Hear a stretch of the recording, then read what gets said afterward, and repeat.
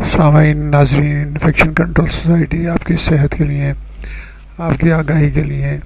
مضامین آپ کی سماعت کے لیے پیش کرتی ہے،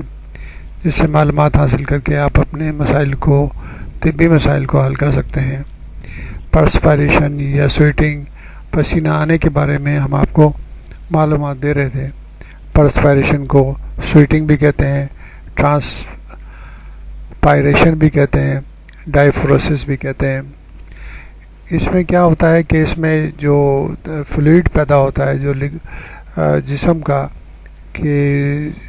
پرسپائریشن کی پروسیس ہے، اس میں پانی کے ساتھ جو ہے نا کچھ سالڈز بھی، یا خاص طور پر کلورائڈ کی مقدار بھی شامل ہوتی ہے۔ پرسپائریشن جو ہے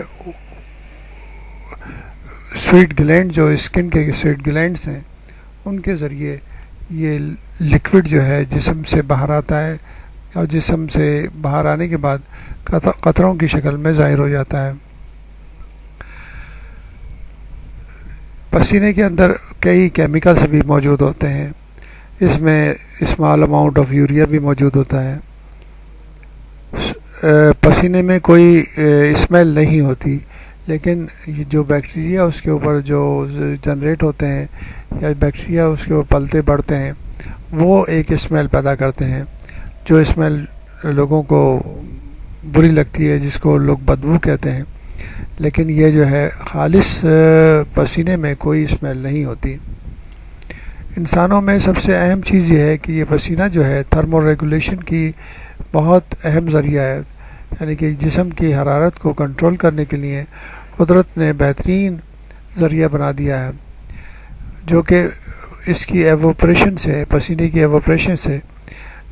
کھال کی سرفیس جو ہے وہ اس کی کولنگ اور اس کے میں ٹھنڈک پیدا ہوتی ہے، اور ٹھنڈک پیدا ہونے کی وجہ سے جو لیٹنٹ ہیٹ ہے وہ ضائع ہوتی ہے، اور جسم میں جو گرمی ہے وہ کم ہو جاتی ہے۔ اس لیے ہاٹ ویدر میں، خاص طور پر جہاں پر گرمی زیادہ پڑتی ہے، وہاں پر مسلس اور جسم کے مختلف اعضاء اپنی ہیٹ کو جسم سے باہر نکالتے ہیں، اور وہ ہیٹ جو ہے، وہ گرمی جو ہے، وہ سویٹنگ کے ذریعے خاص طور پر ضائع ہو جاتی ہے،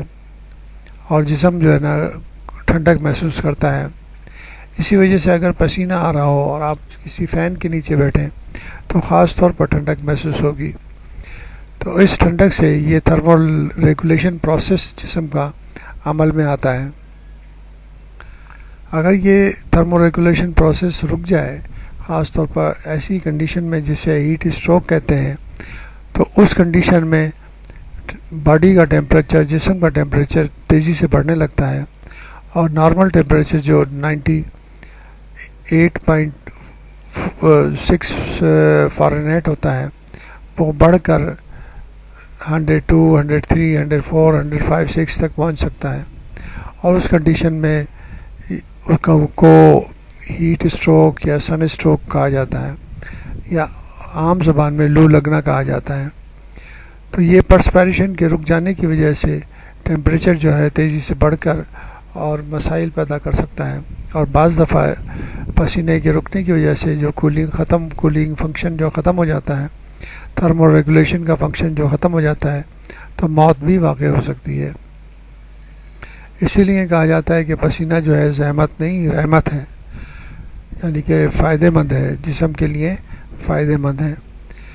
مزید معلومات ہم اگلے مضامین میں آپ کے سامنے پیش کریں گے۔